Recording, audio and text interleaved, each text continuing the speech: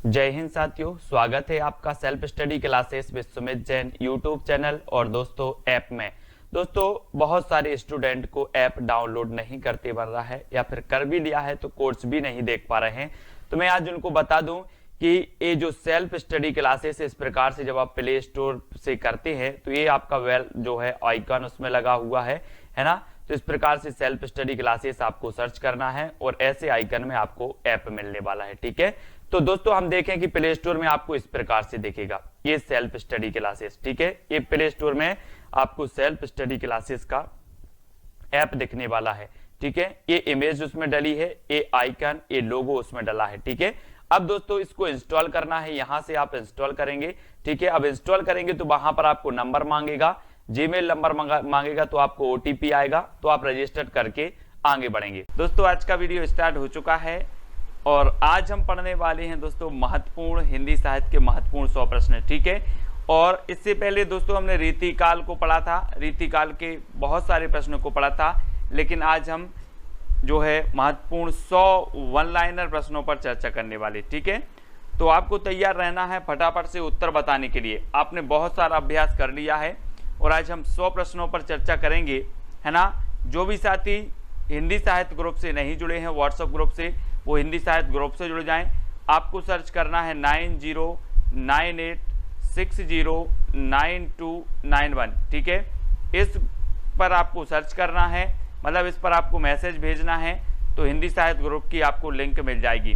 ठीक है, और स्टार्ट करते हैं दोस्तों आज का ये वीडियो। तो आप सभी लोग तैयार हैं, वन लाइनर प्रश्न है और वन लाइनर प्रश्न में आपको ही उत्तर बताने होते हैं। ठीक है, कोई भी आपको ऑप्शन नहीं दिया जाएगा। पंच परमेश्वर के लेखक बताना है, पंच परमेश्वर के लेखक कौन हैं। प्रश्न क्रमांक आपका सामने है। चलिए तो सभी लोग अब स्टार्ट कर दें अपने अपने उत्तर बताना, और आपका बिल्कुल सही आंसर क्या हो जाएगा, प्रेमचंद। ठीक है, प्रेमचंद आपका बिल्कुल सही हो जाएगा। सभी लोग काउंट करते जाएं कि आप कितने प्रश्न गलत कर पा रहे हैं, है ना। तो आपका पहला हो जाएगा प्रेमचंद। अगला प्रश्न है आपका अवधी भाषा की सर्वाधिक लोकप्रिय महाकाव्य का नाम बताना है आपको। तो अवधी भाषा का सर्वाधिक लोकप्रिय महाकाव्य कौन सा माना जाता है। प्रश्न है आपके सामने, अवधी भाषा के सबसे लोकप्रिय महाकाव्य का नाम हमें बताना है।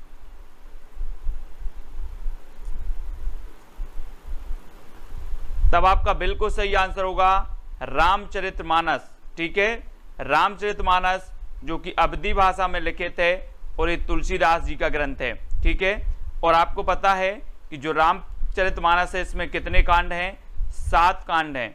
ठीक है, ये चीज भी याद रख लेना। दुनिया में सर्वाधिक टीकाएं लिखी गई तो रामचरितमानस की लिखी गई, ये चीज भी आपको याद रखनी है। ठीक है, दूसरा सबसे जो है रामचंद्र शुक्ल जी हैं अपने, उन्होंने सबसे बढ़िया और सबसे प्रमुख ग्रंथ माना है रामचरितमानस को। ठीक है, ये चीज भी याद रखनी है, ये क्वेश्चन पूछा गया था। और आपको बताना है स्थायी भावों की कुल संख्या कितनी है। आप रस पढ़ते हैं, है ना, रस पढ़ते हैं और स्थायी भावों की संख्या भी आपको पता है। तो कितनी है स्थायी भावों की संख्या आपको पता है दोस्तों। वैसे हम मानते हैं कितने, 9 रस, 2 रस और आपके मिल जाते हैं। एक तो आपको मिल गया भक्ति रस, ठीक है, और एक आपका मिल गया वात्सल्य। ठीक है, वात्सल्य रस। और इसके पहले दोस्तों आपने भरत मुनि ने 8 रसों की व्याख्या की है, जिनमें से कौन सा नहीं माना, शांत रस नहीं माना। ठीक है, तो स्थायी भावों की संख्या कितनी बताओगे आप लोग, 9, है ना। 9 आपका बिल्कुल सही आंसर होगा। ठीक है, स्थायी भावों की संख्या कितनी है, 9। अगला बताना है दोहा और रोला को क्रम से मिलाने पर कौन सा छंद बनता है। दोस्तों आपने पढ़े होंगे कौन से, मात्रिक छंद पढ़े हैं। ठीक है, और आपने वर्णिक छंद भी पढ़े हैं, वर्णिक छंद, मात्रिक छंद, ये छंद पढ़े हैं, है ना। वर्णिक छंदों में वर्णों की गणना होती है, मात्रिक छंदों में मात्राओं की गणना होती है। ठीक है, और यहां पर आपको बताना है कि दोहा और रोला जब मिलते हैं तो कौन से छंद का निर्माण होता है। तब आपका बिल्कुल सही आंसर क्या हो जाएगा, कुंडलियां छंद का। ठीक है, कुंडलियां छंद का निर्माण होता है रोला और दोहा के मिलने से। ठीक है, तो कुंडलियां छंद आपका बिल्कुल सही हो जाएगा, है ना। अब आपको बताना है दोस्तों, हार की जीत कहानी के कहानीकार कौन है। सबसे पहली बात तो ये हार की जीत क्या है, ये कहानी है, ये चीज भी याद रखनी है। अब इसके कहानीकार कौन है, ये चीज भी आपको पता है, आपने पढ़ी होगी। इसमें बाबा भारती जो रहते हैं, बाबा भारती, आपने पढ़ा होगा कि बाबा भारती अपने घोड़े को बहुत प्यार करते थे, है ना। और जो खड़क से डाकू था उसने बाबा भारती के घोड़े को चुरा लिया, है ना, और यही वर्णन इसमें किया गया है। और बाबा भारती ने खड़क से डाकू से कहा था कि ये किसी को नहीं बताना कि मैंने ये घोड़ा चुराया है ना, एक अपाहिज के बेस के रूप में, क्यों नहीं तो लोग क्या नहीं करेंगे, अपाहिज की मदद नहीं करेंगे, अपाहिजों पर विश्वास नहीं करेंगे, ठीक है। तो ये हार की जीत है किसकी, सुदर्शन की, सुदर्शन की है, ये तो सभी लोगों को पता है। अगला है कामता प्रसाद गुरु का हिंदी व्याकरण विषयक ग्रंथ जो नागरी प्रचारणी सभा काशी से प्रकाशित हुआ था, उसका नाम क्या था। कामता प्रसाद गुरु का बताना है हिंदी व्याकरण विषयक ग्रंथ कौन सा है जो नागरी प्रचारणी सभा काशी द्वारा प्रकाशित हुआ था। तो वो ग्रंथ कौन सा है राकेश जी, प्रश्न क्रमांक 8 का उत्तर।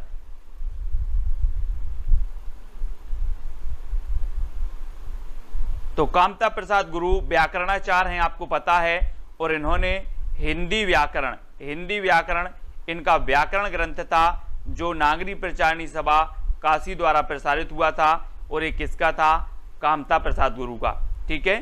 तो ये चीज याद रखनी है। सबसे प्राचीन कौन सी वीरता मानी जाती है दोस्तों, आपने वीरता पढ़ी होगी, वीरता, लेकिन यहाँ पर आपकी जो वीरता मानी जाएगी वो मानी जाती है सबसे प्राचीन बाक वीरता, है ना। बाक वीरता जो बातों से वीर हो, जो बात से वीर हो, बातों से ही दुश्मन को हरा देता हो, छक्के छुड़ा देता हो, वो बाक वीरता, ये सबसे प्राचीन वीरता मानी जाती है, ठीक है, ये तो ठीक है।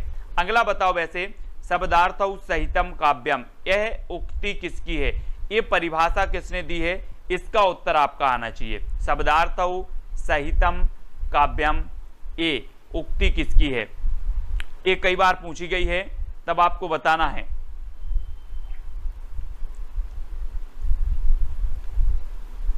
आंसर क्या हो जाएगा, और सुबह 8 बजे, रात्रि 8 बजे वाली हिंदी की क्लास आपकी हिंदी व्याकरण की यथावत चालू हो गई है, ठीक है।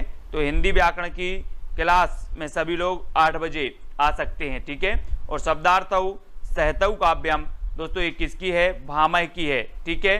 और मैंने आपको याद करवाया था कि जो अलंकार संप्रदाय के प्रवर्तक माने जाते हैं वो माने जाते हैं भामह, है ना। कौन माने जाते हैं, भामह माने जाते हैं। तो याद रख लेना, शब्दार्थौ सहितौ काव्यम, इसकी जो उक्ति है वो भामह की है ना, इसको याद रखेंगे। अशोक के फूल जो निबंध संग्रह है, सबसे पहली बात तो आपको याद रख लेना है कि ये निबंध संग्रह है और इसकी रचनाकार कौन है। अशोक के फूल के रचनाकार बताना है दोस्तों, मैंने आपको कई बार याद करवाया है। कैसे याद करवाया है कि जो फूल हैं किसी भी वृक्ष में हो, फूल, एक फूल नहीं फूलता वृक्ष, एक फूल नहीं फूलता वृक्ष, कितने फूल फूलते हैं, हजारों फूल फूलता है।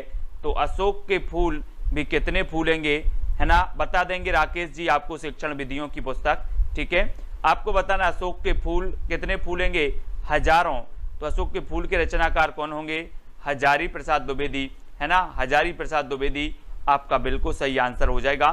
अगला बताना है लोग ही लागत कवित्त बनावत मोहि तो मोरी कवित्त बनावत, ये जो पंक्ति है वो किसकी है, लोग ही लागी कवित्त बनावत मोहि तो मेरे कवित्त बनावत, ये कई बार पूछी गई है उक्ति और आपको पता भी होनी चाहिए कि लोग ही लागी कवित्त बनावत मोहि तो मेरे कवित्त बनावत, ये उक्ति किसकी हो जाएगी।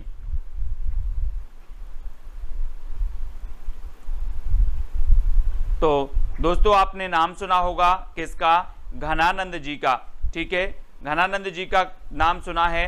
घनानंद जी ने कहा था कि लोग ही लागी कवित्त बनावत मोहि तो मेरी कवित्त बनावत। अब घनानंद की जब भी बात आती है तो घनानंद का आपको पता ही है कि इनकी जो प्रेमिका थी वो कौन थी, सुजान थी, है ना, प्रेमिका सुजान। कभी कभी पूछा जाता है कि जो इनके काव्य की प्रेरणा स्रोत रही वो कौन रही, तो सुजान रही, है ना, घनानंद जी की, कोई नहीं भूलता।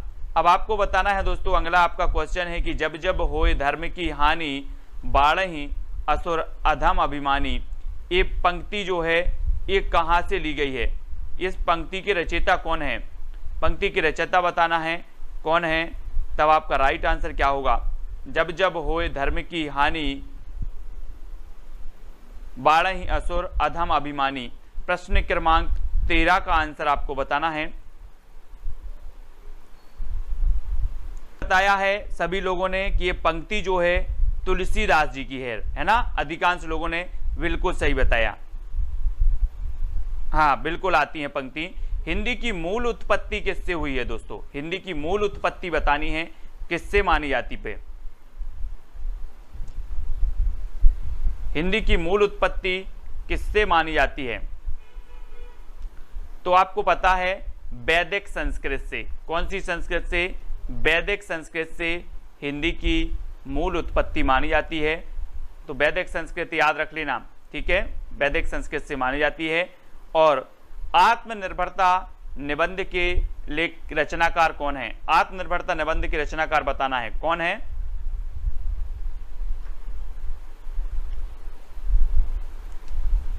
तो दोस्तों मैंने आपको कई बार याद करवाया है कि आत्मनिर्भरता जो निबंध है ये किसका है, तो ये है दोस्तों बालकृष्ण भट्ट साहब का, है ना।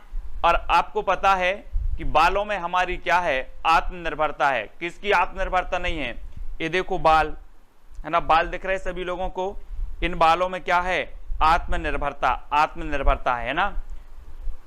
किसकी नहीं आत्मनिर्भरता, सभी लोगों की आत्मनिर्भरता है ना। बालों में कुछ लोगों के कम बचे हुए होंगे, है ना। तो ये बालों में आत्मनिर्भरता बनानी है सभी लोगों को, यानी कि बालकृष्ण भट्ट, बालकृष्ण भट्ट याद रख लेना।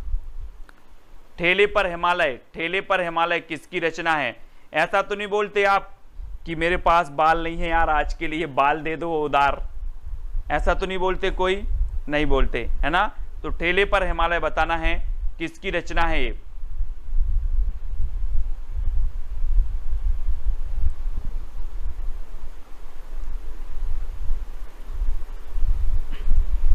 तब आपका बिल्कुल सही आंसर होगा दोस्तों ठेले पर हिमालय, धर्मवीर भारती, है ना। ठेले पर हिमालय धर्मवीर भारती जी हैं, है ना, धर्मवीर भारती जी इसकी रचनाकार। कई बार ये रचना पूछी गई है ठेले पर हिमालय, तो याद रख लेना, इसको भूलना भी नहीं है, ठीक है, धर्मवीर भारती।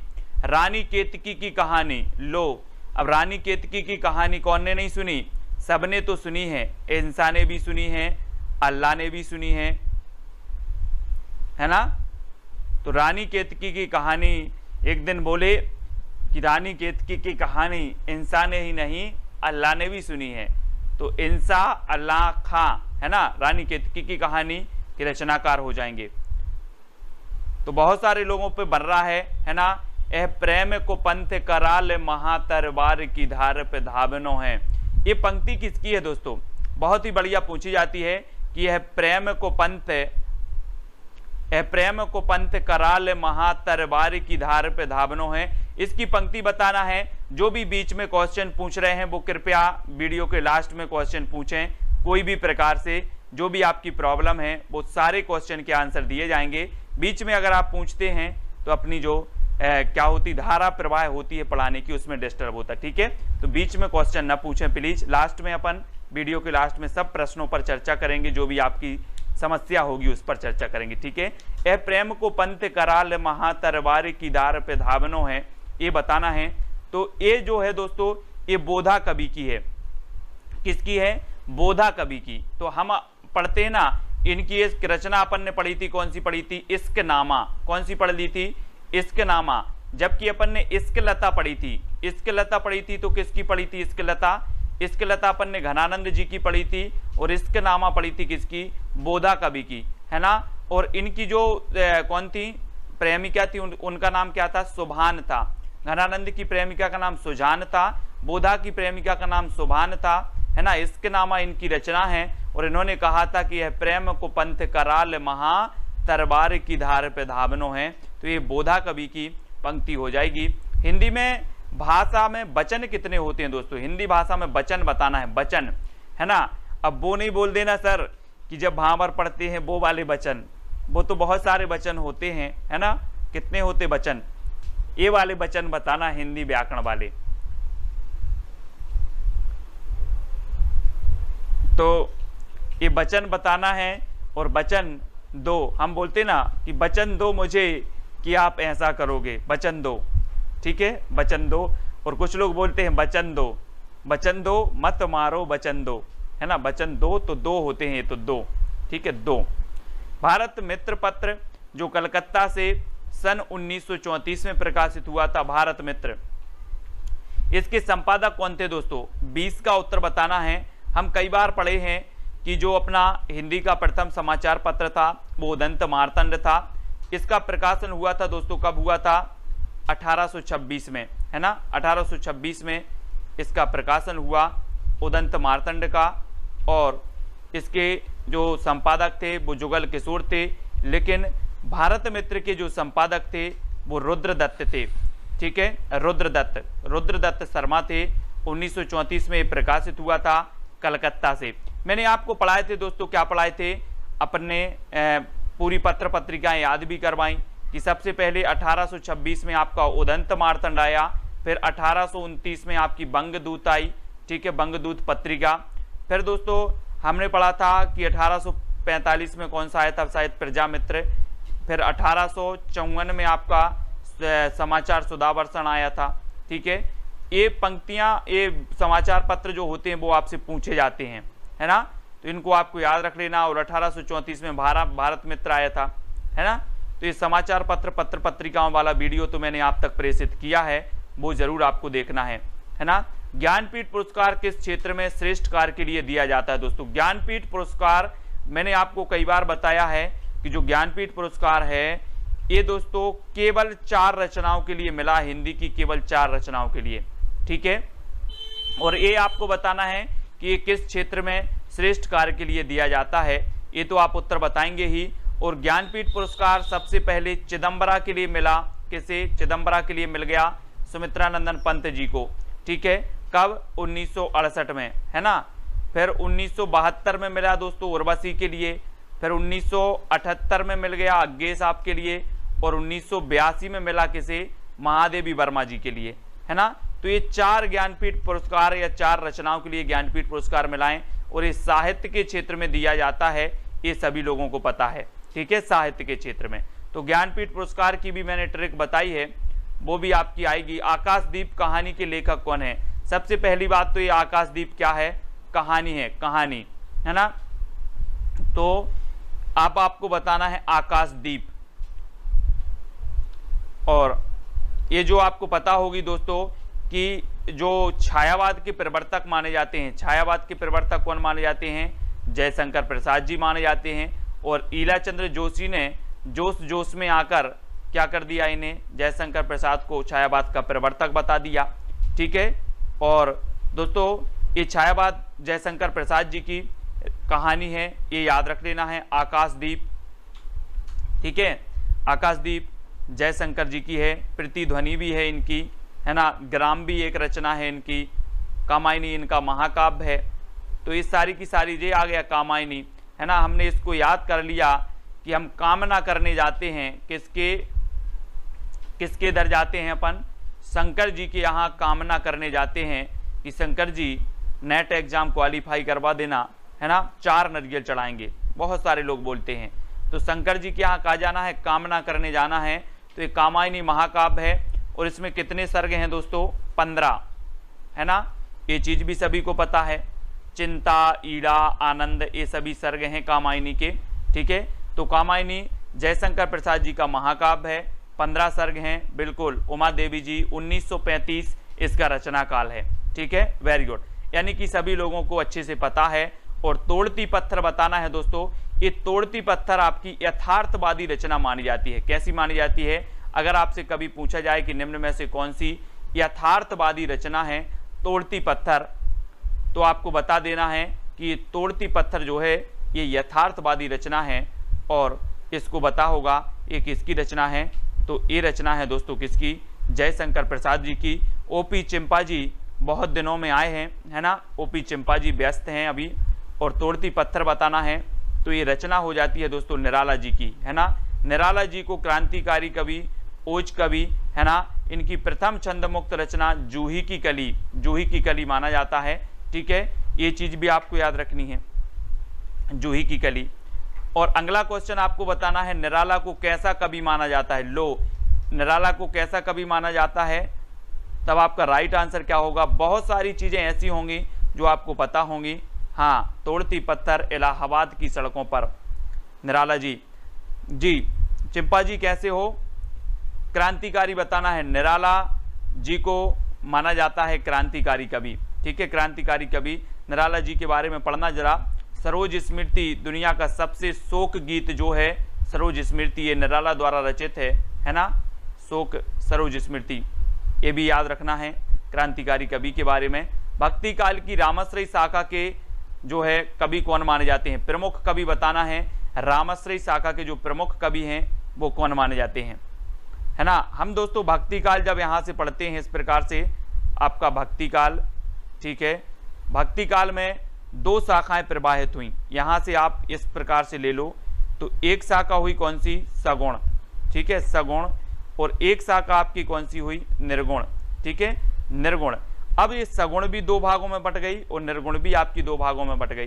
ठीक है, तो सगुण की राम शाखा के जो प्रमुख कवि थे वो कौन थे, तुलसीदास जी, है ना, तुलसीदास जी हैं।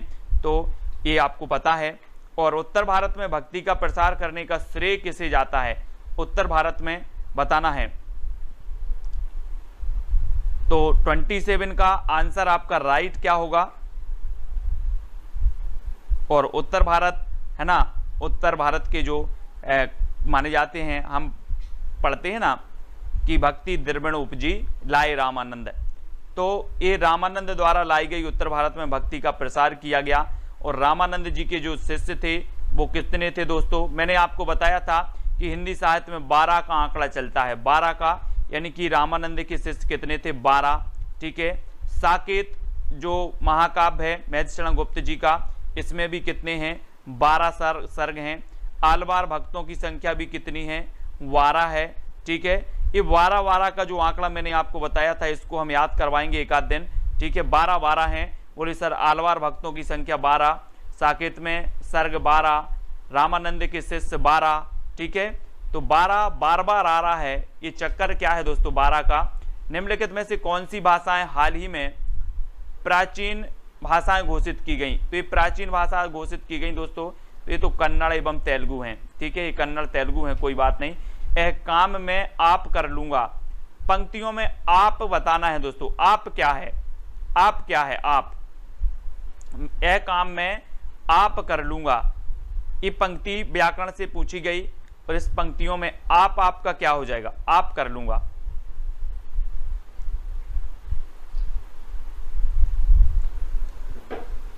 तो आप कर लूंगा मतलब ये क्या हो जाएगा, निजवाचक सर्वनाम हो जाएगा। ठीक है, निजवाचक, है ना, आप लोग निजवाचक सर्वनाम पढ़ते हैं, है ना, तो ये निजवाचक सर्वनाम ही हो जाएगा।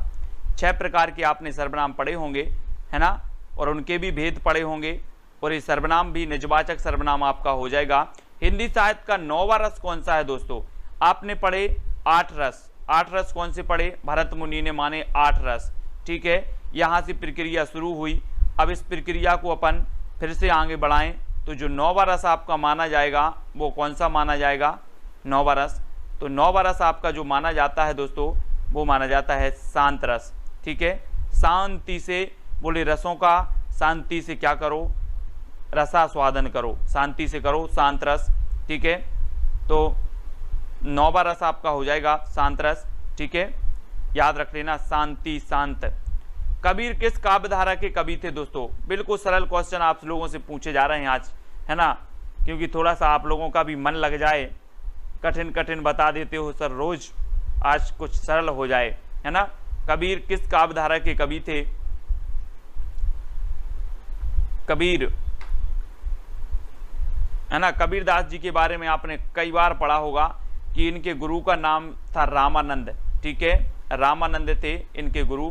लेकिन रामानंद जो थे ये सगुण थे। कैसे थे? ये सगुण थे। और जो कबीर थे वो कैसे थे? निर्गुण थे। कबीर कैसे थे? निर्गुण थे। ठीक है, ये निर्गुण ब्रह्मा को मानते थे और इस सगुण को मानते थे जिनकी साकार प्रतिमा होती है। ठीक है, तो ये चीज आपको याद रखनी है।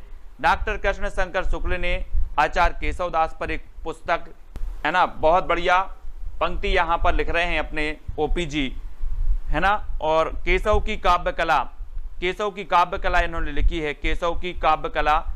और दोस्तों ओपी जी ने बहुत बढ़िया नोट्स बना लिए हैं, अपने ट्रिकी नोट्स बनाए हैं ओपी जी ने।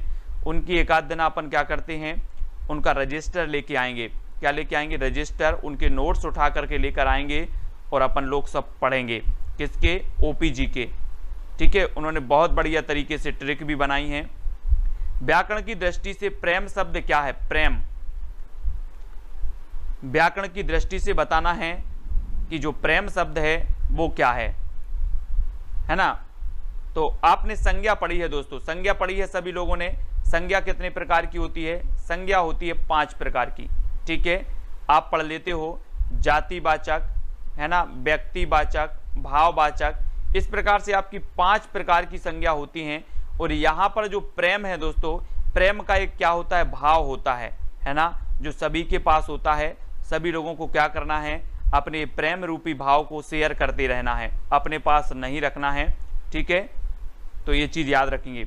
चौपाई के चारों चरणों में कितनी मात्राएं होती हैं? चौपाई के चारों चरणों में, चौपाई पढ़ते हैं अपन, चौपाई, अब देखना चौपाई या चारपाई, चारपाई होती ना अपन, जैसे खटिया बोलते, खटिया बोले चारपाई लेके आओ, चारपाई बिछा दी, उसमें 4 पाया होते हैं। अब 4 पाया को स्क्वायर कर दो, मतलब वो हो जाती हैं 16, है ना। तो 4 को स्क्वायर किया तो हो जाएगा कितना? 16। तो ये चौपाई को स्क्वायर कर दिया, मतलब अपनी जो मात्राएं होंगी चारों चरणों में वो कितनी होंगी? 16। ठीक है, 4 का वर्ग निकाल लो, 16 हो जाएंगी चौपाई। हिंदी का पहला दैनिक समाचार पत्र कौन सा था दोस्तों? मैंने अभी आपको समाचार पत्र बताए थे कि हिंदी का जो साप्ताहिक समाचार पत्र था, हिंदी का प्रथम साप्ताहिक कौन सा था? उदंत मार्तंड। ठीक है, हिंदी का दैनिक कौन सा था? दैनिक भी आपको याद रखना है। दैनिक आपका था दोस्तों समाचार सुधावर्षण। ठीक है, कौन सा था? समाचार सुधावर्षण। ये दैनिक था 1954 में। ठीक है, और ये 1826 में आपका हिंदी का प्रथम साप्ताहिक समाचार पत्र या हिंदी का प्रथम समाचार पत्र था, है ना, उदंत मार्तंड। और यहाँ पर दैनिक पूछा गया है तो आपका कौन सा था? समाचार सुधावर्षण, है ना। दारसू जी, उदंत मार्तंड ये हिंदी का पहला दैनिक समाचार पत्र नहीं था। जो भी कंफ्यूजन है, बहुत सारे लोग, उनका कंफ्यूजन दूर होना चाहिए।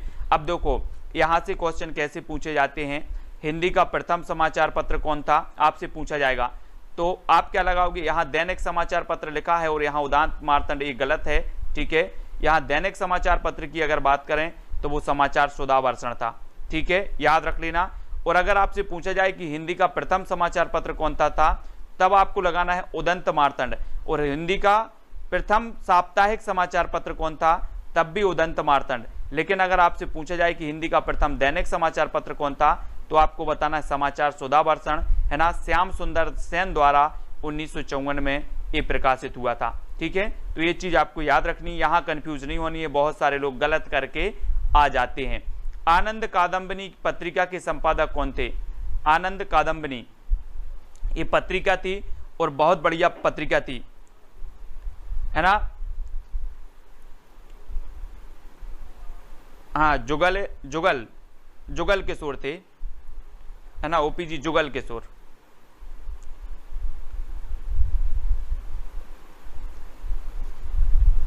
तो चौधरी बद्री नारायण प्रेमघन, मैंने आपको याद भी करवाया था। कैसे याद करवाया था कि दोस्तों अगर प्रेम के घन छा जाएं, प्रेम के घन छा जाएं तो क्या आ जाता है? आनंद आ जाता है। और किस किस को नहीं आता आनंद? जब प्रेम के घन छा जाते हैं तो आनंद आ जाता है। तो आनंद कादम्बिनी के रचयिता कौन होंगे? प्रेमघन होंगे कि शत्रुघ्न होंगे? प्रेमघन होंगे ना, प्रेमघन यानी कि बद्री नारायण चौधरी प्रेमघन, है ना, इनको याद रखेंगे। और ये भारतेंदु मंडल के कवि थे बद्री नारायण चौधरी प्रेमघन। ठीक है, और इनकी रचना है आनंद कादम्बिनी। धातु सेन प्रसाद के किस नाटक का पात्र है? बहुत बढ़िया है, पात्र भी यहां से पूछ लिया गया है दोस्तों आपका। धातु सेन प्रसाद के किस नाटक का पात्र है? बहुत सारे नाटक इन्होंने लिखे हैं। इनका ऐतिहासिक नाटक माना जाता है दोस्तों राजश्री। कौन सा माना जाता है? राजश्री इनका ऐतिहासिक नाटक है। और दोस्तों सज्जन इनका प्रथम नाटक माना जाता है, ठीक है, सज्जन। लेकिन ऐतिहासिक जब पूछा जाता है तो राजश्री लगा देना, ठीक है, और प्रथम पूछा जाता है तो सज्जन लगा देना। और धातु सेन बताना हो कि धातु सेन किसका पात्र है तो स्कंदगुप्त लगा देना, ठीक है, स्कंदगुप्त है ना। स्कंदगुप्त इनका नाटक है, चंद्रगुप्त भी इनका नाटक है, ध्रुव सोमनी भी इनका नाटक है। तो इनको याद रखेंगे प्रसाद जी के, ठीक है, इनको याद रखेंगे। निम्नलिखित शब्दों में से किसमें व्यंजन संधि है? अब व्यंजन संधि बताना है दोस्तों। अब निम्नलिखित, यहां पर कोई निम्नलिखित है ही नहीं और यहां पर दे दिया निम्नलिखित, है ना। आप बोलोगे सर क्या मजाक चल रही है, निम्नलिखित है ही नहीं, तो सत्कार बोल देते, सत्कार, है ना। सत्कार में क्या है करेंगे हम? व्यंजन लेकर आएंगे। सत्कार कैसे करोगे? सूखा सूखा सत्कार करोगे क्या, है ना। बहुत सारे व्यंजन ला के आना है और सत्कार करना है, तो सत्कार में व्यंजन संधि लगा देना। ट्रिक निकल आती है अपनी हिंदी साहित्य वाली ट्रिक, संधि में भी लगा दिया। अब संधि का वीडियो किस किसने नहीं देखा? संधि मैंने दोस्तों आपको स्वर संधि, व्यंजन संधि और विसर्ग संधि तीनों की बहुत बढ़िया ट्रिक निकाली है। एक नंबर संधि का वीडियो सभी को देखना है और ट्रिक पढ़ना है। फिर बताना है रसिक प्रिया के रचनाकार कौन है, रसिक प्रिया। और 40 का आंसर, है ना। रसिक प्रिया, कवि प्रिया, ये जो रचनाएं मानी जाती हैं किसकी मानी जाती हैं? हाँ, केशवदास, केशवदास की मानी जाती हैं। रसिक प्रिया, है ना, कवि प्रिया, रामचंद्रिका, विज्ञान गीता, इस सारी की सारी रचनाएं हैं केशवदास जी की। कठिन काव्य का प्रेत नहीं कहा जाता है ना, तो इस प्रकार से केशवदास। अर्धस्वर कौन सा है दोस्तों? अर्धस्वर, अर्धस्वर माना जाता है। अर्धस्वर कौन सा माना जाता है? या और वा, ठीक है, ये अर्धस्वर माने जाते हैं, ठीक है, या और वा।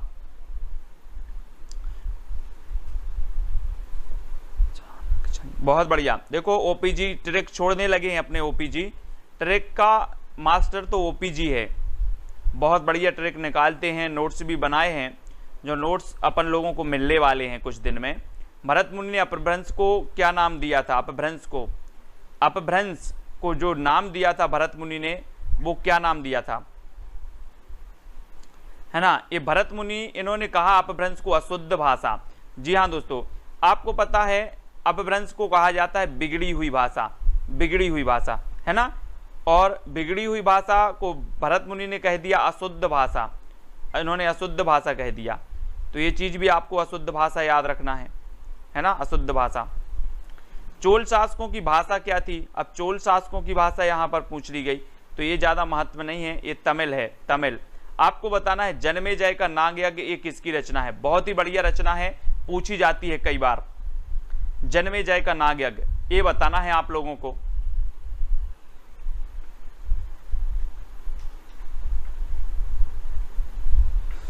तो ये भी किसकी रचना हो जाएगी दोस्तों? जन्मेजय का नागयज्ञ। अब यहां पर बोले सर नांग आया है, तो हमने हिंदी साहित्य वाली ट्रिक लगा दी कि नांग तो शंकर जी के गले में पड़ा है। किसके गले में पड़ा है? शंकर जी के गले में पड़ा है। तो ये रचना किसकी हो जाएगी? नांग यज्ञ, जयशंकर प्रसाद जी की होगी, ठीक है। जयशंकर प्रसाद जी की नांग पड़ा है दोस्तों शंकर जी के गले में, और ये नांग यज्ञ भी किसकी होगी? शंकर जी की होगी, ठीक है, शंकर, जयशंकर प्रसाद जी की।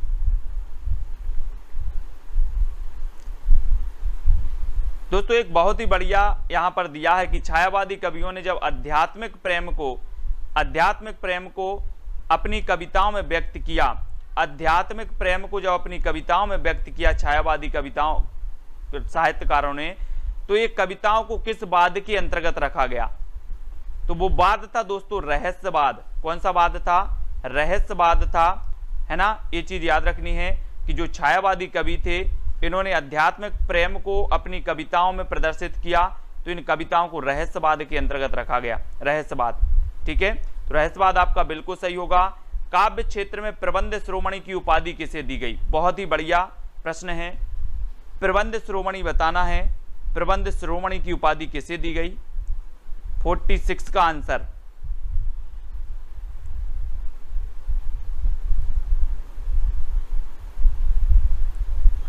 है ना। और प्रबंध शिरोमणि जो दी गई वो दी गई दोस्तों मैथिली शरण गुप्त को। मैथिली शरण गुप्त को प्रबंध शिरोमणि, है ना। मैथिली शरण गुप्त का उपनाम दद्दा भी है, दद्दा, इन्हें दद्दा कहते थे दोस्तों, दद्दा, है ना। मधुप कहा जाता था इन्हें, मधुप उपनाम से भी ये लिखते थे, है ना। और ये क्या करते थे दोस्तों, इन्हें राष्ट्र कवि भी कहा गया मैथिली शरण गुप्त को। भारत भारती इनकी प्रसिद्ध रचना है मैथिली शरण गुप्त की, ये चीज भी आपको पती है। और प्रबंध शिरोमणि भी इन्हें कहा जाता है, राष्ट्र कवि, प्रबंध शिरोमणि, मैथिली शरण गुप्त, है ना। ठीक है, गुप्त जी को। तोड़ती पत्थर कवि, तोड़ती पत्थर ये तो पढ़ तो लिया है, तोड़ती पत्थर यथार्थवादी है, सूर्यकांत त्रिपाठी निराला जी की है, सूर्यकांत त्रिपाठी निराला की है। कौन सी बोली पश्चिमी हिंदी की नहीं है दोस्तों? तो पश्चिमी हिंदी की, देखो पश्चिमी हिंदी की जब हम बात करते हैं तो हम कौन कौन सी बोलियां पढ़ते हैं? एक तो पढ़ते हैं अपन कन्नौजी, कौन सी पढ़ लेते हैं? कन्नौजी। और एक पढ़ते हैं बुंदेली, कानों के खड़ी बुंदेली ब्रज भान हरि के पास, है ना। तो एक आप पढ़ते हो हरियाणवी, ठीक है, हरियाणवी भी आप पढ़ते हो और खड़ी बोली भी आप पढ़ते हो। तो कन्नौजी, बुंदेली, ब्रज, हरियाणवी, खड़ी बोली, और कौन सी रह गई? कानों की खड़ी बुंदेली ब्रज भान हरि के पास। यही है क्या पूरी, कि कोई रह गई? तो ये सारी की सारी बोली हैं जो हिंदी की, पश्चिमी हिंदी की मानी जाती हैं, ठीक है। हरियाणवी भी हो गई आपकी, कन्नौजी भी हो गई, बुंदेली हो गई, ब्रज हो गई, खड़ी हो गई, ठीक है। तो ये चीज आपको पता है कि जो खड़ी बोली है इसे कौरवी भी कहा जाता है, और हरियाणवी को बांगरू कहा जाता है, बांगरू, ठीक है, बांगरू कहा जाता है ना। Very good. तो खड़ी को कौरवी और हरियाणवी को बांगरू। और बघेली, और बघेली दोस्तों आपने पढ़ा होगा, कौन सी? अब छत्तीसगढ़ी। तो अवधी, अवधी आपने पढ़ा होगा, अवधी, बघेली और छत्तीसगढ़ी, है ना। छत्तीसगढ़ी एक कोड है आपका, अब छत्तीसगढ़ी। आ से अवधी, बा से बघेली और छत्तीसगढ़ी से छत्तीसगढ़ी, तो अब छत्तीसगढ़ी, ठीक है। ऐसा तो आज के वीडियो को इतना ही अपन खत्म करते हैं आज, है ना। यहां पर क्या है, क्या पूछा? संयुक्त व्यंजन पूछे गए। संयुक्त व्यंजन आपको पढ़ते हैं, सभी लोग पढ़ते हैं। कौन कौन से संयुक्त व्यंजन, कौन कौन से हैं?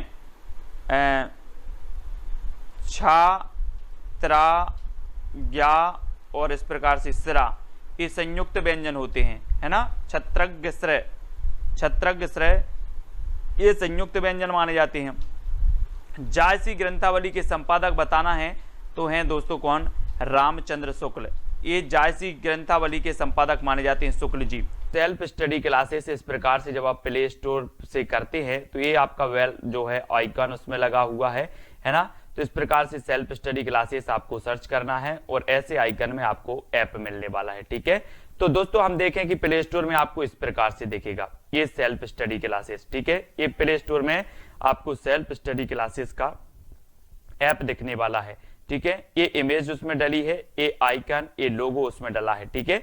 अब दोस्तों इसको इंस्टॉल करना है, यहां से आप इंस्टॉल करेंगे, ठीक है। अब इंस्टॉल करेंगे तो वहां पर आपको नंबर मांगेगा, जीमेल नंबर मांगेगा, तो आपको ओटीपी आएगा, तो आप रजिस्टर करके आगे बढ़ेंगे।